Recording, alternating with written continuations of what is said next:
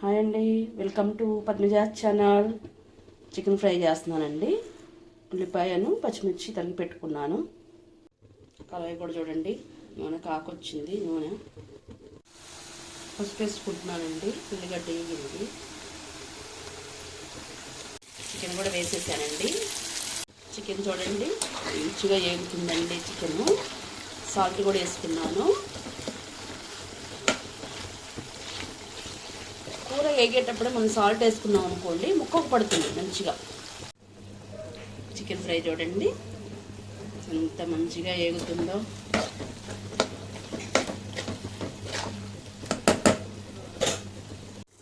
కారం కూడా వేసేసానండి. చికెన్లో ఫ్రై అయినట్టేనండి. నూనె మాత్రం ఉండాలండి. మళ్ళీ పైన ఎత్తున మసాలా వేసుకుంటాం కదా, మనం గరం మసాలా వేసుకుంటాం, పొడి మసాలా వేసుకుంటాం, కొత్తిమీర వేసుకుంటాం. కాబట్టి ఈ మాత్రం నూనె ఉంటేనే ఫ్రై బాగుంటుందండి. మసాలా వేస్తున్నానండి.